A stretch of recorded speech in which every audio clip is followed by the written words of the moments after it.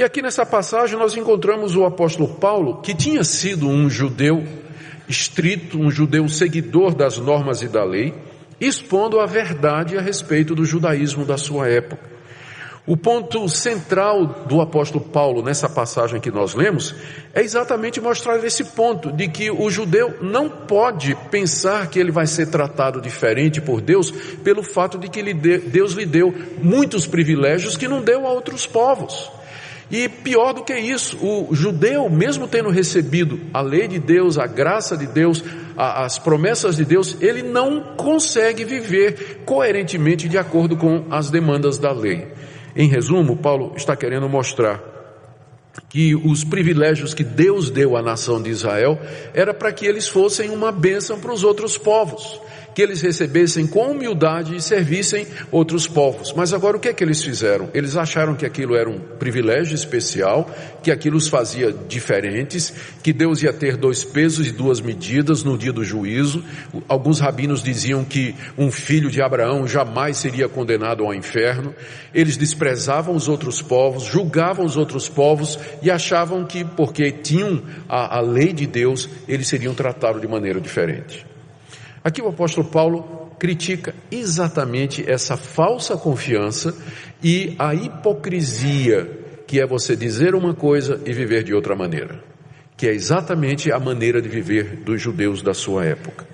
Porque também como os judeus, nós que nos consideramos cristãos, recebemos privilégios da parte de Deus, conhecemos a verdade, fomos iluminados, recebemos o evangelho, mas infelizmente, a nossa conduta, com frequência, tem sido motivo de escândalo para aqueles a quem nós deveríamos ser canal de bênção e canal de salvação. Eu queria que nós lêssemos esta passagem, não dizendo assim, bem feito para os judeus, mas queria que nós lêssemos essa passagem nos colocando no lugar deles, porque no final essa vai ser de fato a aplicação da passagem para nós. Aqui no verso 17, você percebe que Paulo está começando um diálogo com alguém. Ele diz assim, se porém tu que tens por sobrenome judeu. Paulo, na verdade, não estava conversando com ninguém, nenhum judeu de verdade na frente dele. Isso aqui é um recurso que a gente chama de diatribe, que é um argumento ou um artifício de retórica em que você começa, para você tornar algum ensinamento mais claro, uma polêmica mais clara, você se imagina que você está discutindo com alguém. Então Paulo estava lá na sua casa ditando essa carta para Tércio, que foi quem escreveu, não é? A carta aos Romanos, e ele de repente começa a falar como se estivesse discutindo com um judeu. Você tem por sobrenome judeu, não é verdade? Sim, e o judeu se gloriava disso.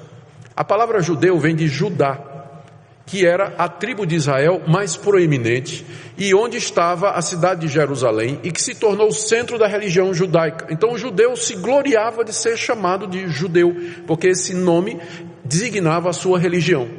A raça eles eram hebreus, mas a religião era a religião judaica, que tinha centro em Judá. Então judeu era um título que ele gostava de dizer. Como é seu nome? Eu sou Simão, o judeu. Indicava a religião dele. Ele tinha glória nisso de ser chamado judeu, porque apontava para o fato de que eles tinham recebido de Deus a única revelação, a única religião verdadeira. Você se gloria no seu sobrenome judeu, não é verdade? Diz o apóstolo Paulo. Você repousa na lei, ainda no verso 17. O repousar aqui quer dizer o seguinte: você descansa no fato de que Deus deu a lei a vocês através de Moisés. E vocês acham que isso é uma garantia de que vocês vão ser salvos. Aí você repousa no fato de que recebeu a lei. Tipo assim, Deus escolheu os judeus, os descendentes de Abrão, para receberem a sua revelação. Isso significa que nós somos um povo especial. Isso significa que Deus não vai nos condenar mais. E, portanto, eu posso repousar, ficar tranquilo, minha salvação está garantida pelo fato de que Deus me deu a lei. Você se gloria em Deus, final do verso 17. E de fato, o judeu podia se gloriar em Deus, porque ele era o único povo que havia recebido o conhecimento do verdadeiro Deus. Os outros deuses das outras nações eram deuses falsos. Deus se revelou somente a Israel. E o judeu se gloriava nisso. Nosso Deus é o único Deus verdadeiro. Os deuses pagãos, eles são deuses falsos. E o fato de que Deus, o único Deus verdadeiro, nos escolheu, significa que nós somos um povo especial, que nós não vamos ser tratados como as demais nações. No verso 18, Paulo diz: tu te glorias de que conheces a sua vontade. E de fato o judeu conhecia a vontade de Deus, porque Deus revelou essa vontade através das escrituras sagradas, através de Moisés, através dos profetas. Os outros povos não tinham esse conhecimento. O que os outros povos conheciam de Deus era pela natureza e pela consciência. Nós já vimos isso no capítulo 1. Mas os judeus receberam um conhecimento da vontade de Deus muito mais claro e muito mais elevado na forma da lei. Então o judeu se gloriava de conhecer a vontade de Deus. E no final, ainda no verso 18, Paulo diz assim: você se gloria e você aprova as coisas excelentes. Aqui é uma referência ao fato de que o judeu sabia o que era o certo e o que era errado. E ele podia aprovar o que era certo, porque Deus havia dito na lei dele: não faça isso, não faça isso, não faça isso, faça isso, faça isso, faça isso. Então o judeu aprovava as coisas excelentes. Ele sabia o que era certo, ele sabia o que era errado. Os outros povos não. Embora todos os povos tenham uma consciência do certo e do errado, ela não é tão clara como, por exemplo, nos 10 mandamentos, onde o judeu com clareza recebeu isso, isso e isso, está certo. Isso e aquilo não está certo. Você é instruído na lei, você se gloria de que é instruído na lei. E o judeu de fato se gloriava nisso. Ele tinha recebido a lei de Moisés, os rabinos ensinavam a lei, todo sábado a lei era lida nas sinagogas, desde cedinho, desde criança o judeu decorava a lei. Aos 12 anos ele tinha uma festa, o Bar Mitzvah, que era a festa de iniciação, em que o menino judeu tinha que recitar textos e textos da lei de Moisés para poder ser recebido na comunidade como adulto e responsável. Então o judeu era instruído na lei, ele tinha todo o conhecimento a respeito de Deus. Por isso, Paulo continua no verso 19: você está persuadido de que você é guia dos cegos e luz dos que andam nas trevas. E estava certo. O judeu tinha recebido a luz de Deus. Ele tinha recebido a verdade a respeito de Deus, e os outros povos estavam em trevas, eram como cegos, sem conhecer a verdade de Deus, eram ignorantes da verdade de Deus, e o judeu se via como superior, Ele era o guia desses cegos, ele era a luz desses povos que estavam em trevas. Ele quer mostrar que os judeus não tinham nenhuma base para pensar que seriam salvos só porque receberam a lei e outros privilégios. Eles eram tão culpados, estavam tão condenados como os gentios, como os pagãos, a quem eles criticavam e de quem se sentiam superiores. Na verdade, o judeu estava numa situação pior, porque a quem muito se dá, também muito será pedido. E com isso Paulo está mostrando, está provando o ponto dele nos capítulos 1, 2 e 3 dessa carta aos Romanos, ou seja, todos pecaram e carecem da glória de Deus. Judeus e gentios. Ninguém vai ser salvo por mérito humano. Ninguém merece de Deus alguma coisa. Todos se extraviaram. Todos quebram a lei de Deus. Todos agem contra a luz que receberam da parte de Deus. Por isso, se Deus não nos salvar mediante o Evangelho, nós estamos perdidos. Não há salvação em nós.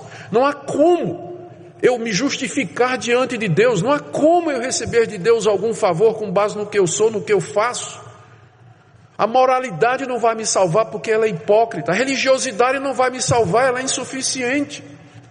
Não há nada que eu faça que me justifique diante de Deus. Portanto, se Deus não tiver misericórdia de mim, se Ele não me salvar, eu estou perdido. E aqui, eis o Evangelho. O Evangelho, por isso que o nome é Evangelho, boa nova, não é? Isso significa em grego, boa notícia. E aqui está a boa notícia, que Deus teve compaixão de nós. Que Deus, apesar do que foi feito pelos judeus, apesar do que foi feito pelos povos pagãos, Deus a si mesmo enviou Jesus Cristo, seu Filho, cumprindo todas as promessas que Ele havia feito, porque elas não são condicionais. Elas são expressão do querer eterno de Deus, Cristo veio e na cruz do Calvário morreu pelos nossos pecados. Ele sofreu o nosso castigo, Ele experimentou a nossa punição, Ele foi castigado em nosso lugar, e agora Deus pode livremente justificar pecadores como vocês e como eu, e nos receber como seus filhos, nos dar pleno perdão, e finalmente a vida eterna e a salvação. É isso que é o Evangelho. Mas ele só pode ser entendido se você primeiro entender isso aqui, que você está perdido, por mais religioso que você seja, por mais que você tente, não há nada em você que mereça redenção. E o Evangelho é exatamente a boa notícia de que Deus salva pecadores. Meus queridos, se há alguém aqui nessa noite que ainda não compreendeu a graça de Deus e a misericórdia de Deus, que nessa noite você possa se voltar para Ele. A salvação não é condicionada à sua bondade. Talvez você diga assim, mas não tem jeito para mim, eu já pequei demais, ou eu estou numa situação tão terrível. Mas o Evangelho veio exatamente para pecadores, porque é o que você é e o que eu sou. Cristo não veio para justos. Quem precisa de médicos são os doentes e não os que estão sãos. Então não há nada que você tenha cometido que possa lhe afastar do amor de Deus e do perdão que há em Cristo Jesus. Se nessa noite você disser, Deus, eu sou um pecador, eu reconheço que eu tenho pecado contra ti, quebrado a tua lei, não mereço nada a não ser a tua condenação, mas eu confio nessa noite eu quero me entregar plenamente, sem restrições, incondicionalmente a Jesus Cristo, meu Salvador, que na cruz pagou a minha culpa completamente. Você pode fazer isso nessa noite. E nós, que um dia já fizemos isso, irmãos, vamos orar como salmista. Sonda-me, ó Deus, vê meu coração, vê se em mim há algum caminho mau e guia-me pelo caminho eterno. Ore também como salmista, no Salmo 69, verso 6, não sejam envergonhados por minha causa os que esperam em ti, ó Senhor, e nem por minha causa sofram vexame os que te buscam, ó Deus de Israel. Que nós não sejamos tropeço para aqueles que estão em trevas, para aqueles que não ainda receberam a luz da verdade. Examine a sua vida, peça a Deus renovação, quebrantamento e transformação, porque Ele quer um povo que seja luz e bênção para todos.